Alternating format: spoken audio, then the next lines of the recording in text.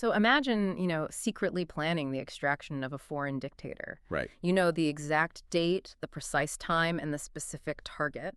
And then imagine, stepping out of that classified briefing, pulling out your phone, and putting down $33,000 on the outcome of your own mission. It completely shatters the fundamental concept of military security, really. I mean, we're so used to visualizing classified information locked away in vaults or discussed in, secure windowless rooms. Yeah, exactly. But the idea that someone could just take the most sensitive intelligence on the planet and, seamlessly monetize it on a public internet platform, it completely redefines the modern threat landscape.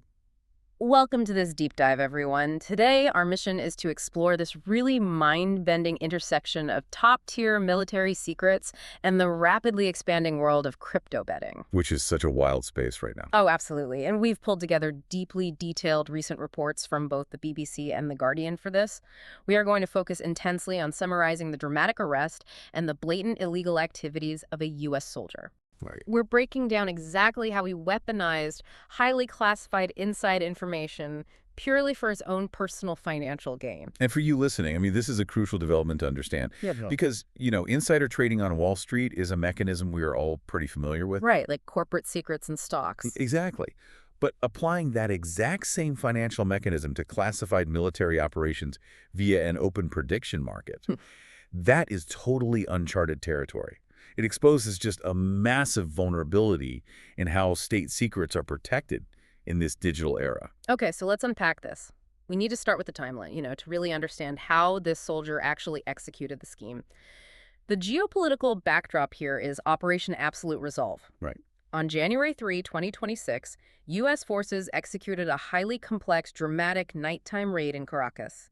They seized Venezuelan leader Nicolás Maduro and his wife, Celia Flores, bringing them to New York to face weapon and drug charges. And we should definitely note both individuals vehemently deny those charges. Yes, absolutely. But the sheer logistical footprint of an international raid like that, it requires months of meticulous planning. Oh, highly secretive planning across multiple agencies. And federal prosecutors allege that an active-duty U.S. Army soldier, Gannon Ken Van Dyke, was brought into the planning and execution phases starting on December 8, 2025. Which placed him deep inside the intelligence bubble. He possessed material, non-public information. He knew the tactical blueprint. Yeah, and most importantly, he knew the exact execution date. And having that specific operational date is the key variable here. Because in the context of a prediction market, knowing the exact timing of a future event transforms a speculative gamble into, a guaranteed arbitrage opportunity. Right, it's like having a sports almanac from the future and betting on the Super Bowl you're actually playing in. Which leads us to December 26, 2025. That's about a week before the raid. According to the Department of Justice, Van Dyke creates an account on Polymarket. When he logged on to leverage his crypto, he was entering a platform where users trade shares based on the probability of real-world events occurring. And he didn't just place a single wager, did he? No, he systematically placed 13 separate bets. It totaled over $33,000 on the specific timing and outcome of Maduro's removal. So he was purchasing shares that represented the outcome, like Maduro is removed by a certain date. And because the general public had absolutely no idea this covert military operation was imminent, the market priced those shares extremely low. Yeah, the crowd basically believed the probability was close to zero. Right, so you get them for pennies. Exactly. Then January 3 rolls around, the raid happens, the news breaks globally, and the prediction market resolves the specific contracts as a win. Wow. Van Dyke's $33,000 wager suddenly turns into over $409,000 in pure profit. Now, he thought the blockchain gave him anonymity, but I have to ask you, isn't the whole point of a crypto-based public ledger that every single transaction is permanently and undeniably visible? What's fascinating here is the psychological blind spot involved.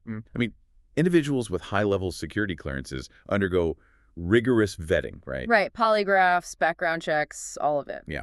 And they sign strict non-disclosure agreements, explicitly promising never to divulge classified info for personal gain. Yet, interacting with a decentralized finance app on a smartphone often creates this dangerous illusion of invisibility. Like it's just a game on their phone. Exactly. The user feels disconnected from the physical reality of the crime. But underneath that sleek user interface is an immutable public ledger. Everyone can see the data. I look at it like this. If we think of a prediction market as, I don't know, a dark ocean, every dollar wagered is like a sonar ping. Okay, like that analogy. Most regular bets are tiny ambient pings that just map the general sentiment of the crowd. But when someone drops $33,000 into a highly illiquid market on a very specific, low probability outcome, it's a massive acoustic blast. It perfectly illuminates the shape of a classified secret for anyone looking at the data screen. That is an excellent way to visualize the mechanics of market liquidity. Yeah. In financial terms, a sudden influx of capital into a low-volume market aggressively sweeps the order book. It forces the implied probability of that event to spike unnaturally. And people notice that. Absolutely. The platform's automated algorithms are specifically designed to monitor for these exact types of violent price distortions. And that data distortion is exactly how he was caught, right? It wasn't an internal military audit or a leak investigation that flagged him at first. Right. It was Polymarket's own internal compliance systems that detected the anomaly. Wow. They identified a user whose trading patterns mathematically suggested they possessed classified government information, and the company referred the matter directly to the Department of Justice. That's wild. They essentially turned him in. Yeah, Polymarket's cooperation with federal authorities is a very deliberate structural decision. For prediction markets to operate without being shut down by regulators, they have to actively demonstrate that they are not safe havens for illegal insider trading. Right. I'll quote Polymarket's public statement on this directly. They said, quote, "Insider trading has no place on Polymarket. Today's arrest is proof the system works," unquote. And the system certainly responded with overwhelming force here. Oh, big time. The DOJ unsealed an extensive list of charges. We are looking at the unlawful use of confidential government information for personal gain, theft of non-public government information, wire fraud, and making an unlawful monetary transaction. He is facing a statutory maximum of 60 years in federal prison. 60 years? Yes. The severity of those charges reflects just how aggressively the justice system pursues the weaponization of classified intelligence. But here's where it gets really interesting to me. The Commodity Futures Trading Commission, the CFTC, also filed its own separate civil complaint against him for commodities fraud. That's a really important detail. Right. I think it is crucial to explain the underlying logic here. Why does the U.S. government consider a bet on a military raid to be a commodity? Well, it comes down to the legal architecture of a prediction market contract. The CFTC regulates derivative contracts. Okay. When you buy a share on Polymarket, you're essentially buying a binary option. If the specified event happens, the contract pays out $1. If it doesn't, it pays out $0. So it's very black and white. Exactly.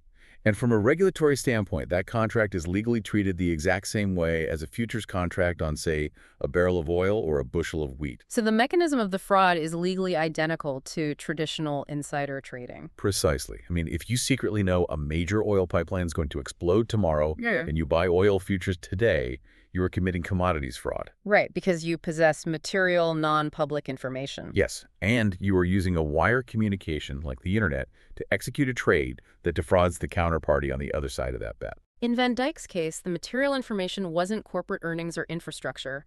It was the tactical blueprint of a covert U.S. military operation. And the military leadership's response reflects the gravity of that distinction. Definitely. Acting U.S. Attorney General Todd Blanche emphasized that military personnel are trusted with classified information specifically to ensure missions are accomplished safely and effectively. Right. Using that data for financial gain is an absolute violation of that trust. FBI Director Kash Patel noted the soldier took advantage of his position to profit off a righteous military operation.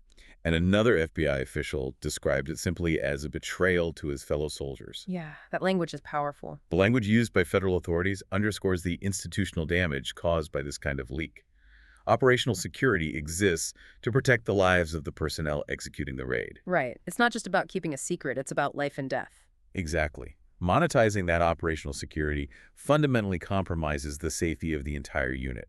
I want to turn this over to you, the listener, for a second. What stands out to you about this sequence of events?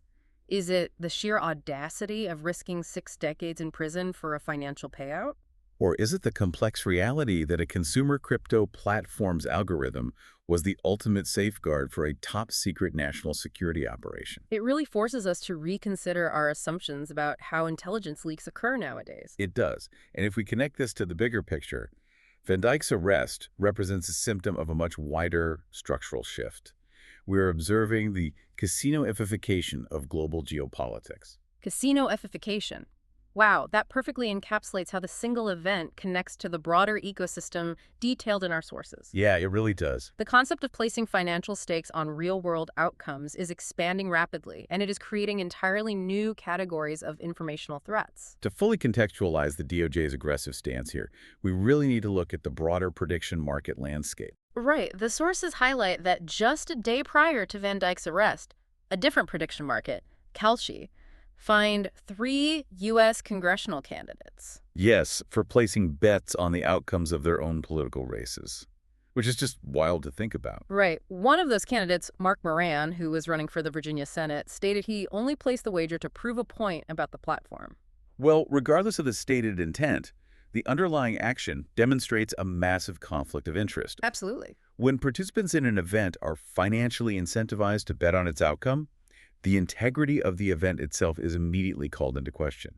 And the scale of these markets is just growing exponentially. Yeah, The Guardian report notes the swirling suspicions surrounding incredibly well-timed wagers regarding the Iran war, where bets netted over $1 billion. $1 billion in liquidity completely changes the incentive structure for acquiring inside information. When the financial rewards reach that level, the pressure on global information ecosystems becomes immense. It creates a secondary market for state secrets. Exactly. Historically, a government employee might sell classified information to a foreign adversary for a fixed sum. Right, classic espionage. Yes. Today, that same employee can simply leverage that information on an open market for potentially unlimited upside, completely bypassing traditional espionage channels. This phenomenon is drawing attention at the highest levels of government, too. President Donald Trump addressed this directly. Oh, he did. Yeah. When asked in the Oval Office about Van Dyke's arrest, Trump noted he hadn't heard the specific details yet, but he compared the situation to Pete Rose betting on his own team. Interesting. That Pete Rose analogy really highlights the core issue of compromised integrity. Right. As a baseball manager, Rose betting on games he was involved in violated the fundamental trust of the sport. In the context of government operations, trading on classified information violates the fundamental trust of public service. Exactly. And Trump expanded on his view of the platforms themselves, stating, quote, "The whole world, unfortunately, has become somewhat of a casino, and you look at what's going on all over the world, they're doing these betting things. I was never much in favor of it," unquote. And this sentiment was echoed firmly by legal authorities, too. U.S. Attorney Jay Clayton stated explicitly that these markets are not a haven for using misappropriated confidential or classified information. So what does this all mean for the future of operational security? I look at the scale of these platforms and I have to ask, are we inadvertently crowdsourcing national security threats? That's the big question, isn't it? By allowing prediction markets with massive liquidity pools to operate on geopolitical events, are we basically setting up a global financial bounty system that pays people to leak government secrets? It raises an incredibly important question about systemic vulnerability. The financial temptation is now globally accessible and mathematically frictionless. Right, it's just so easy to do from your phone. Exactly. However, the coordinated response from the platform and the Justice Department is designed to establish a very clear legal boundary. They are trying to lay down the law in the digital Wild West, so to speak. They are demonstrating that while the technology facilitating the trade is new, the jurisprudence governing fraud and national security remains robust. The DOJ is sending a highly visible deterrent message here.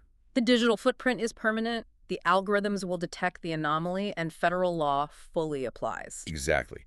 They want the next individual with a security clearance to look at a potential $400,000 payout and instantly recognize that the algorithm will ensure they spend the rest of their life in federal prison. Yeah, the risk-reward ratio is just not in their favor. Not at all. Let's summarize the remarkable journey we've explored today. We tracked the actions of an active duty soldier, Gannon Ken Van Dyke, who held the tactical blueprint for Operation Absolute Resolve. Right. He took that deeply classified intelligence, bypassed all military operational security, and used the Polymarket platform to convert a $33,000 series of wagers into a $409,000 profit. And we explored how the mechanics of that very platform actually orchestrated his downfall. His bets were a massive anomaly in the market's liquidity, which triggered an internal review that led directly to a DOJ referral. And now he faces decades in prison under a comprehensive array of charges, including wire fraud and commodities fraud. It really is a profound case study in how the line between financial speculation and national security is permanently blurring. It really is. The casino is no longer a building. It's a global, decentralized network where information is the ultimate currency. Yeah. As the liquidity in these markets continues to deepen, the threat vectors facing classified intelligence will only multiply. The financial incentive to breach compartmentalized information has never been more accessible. It forces a complete reevaluation of how we define a secure environment. Which leads me to a final thought I want to leave you with, building on the mechanics we've discussed today. If Polymarket's internal algorithms and U.S. law enforcement can track anomalous, perfectly timed bets to catch a rogue soldier after the fact, what happens when foreign intelligence agencies start monitoring these exact same prediction platforms in real time? Wow. That introduces an entirely new dimension to signal intelligence. Right. Think about the implications for you as an observer of global events. If you are a foreign adversary, you don't necessarily need to breach the Pentagon's firewalls to uncover a covert operation anymore. No, you just need to continuously analyze the order books of public crypto markets. Exactly. Could a sudden, unexplained spike in million-dollar bets on a specific geopolitical outcome accidentally alert a target that a top-secret military strike is imminent? Are these consumer betting platforms inadvertently evolving into the world's most sensitive, crowdsourced early warning radar systems? It strongly suggests a future where market data is completely indistinguishable from military intelligence. It absolutely does, and it is a reality we will all have to navigate as these platforms expand. Thank you for joining us on this deep dive. Yeah, thanks for listening. Keep questioning the mechanics of the information around you, and remember, just because a system looks secure from the outside doesn't mean the data isn't already shifting the odds on a public ledger. Catch you next time.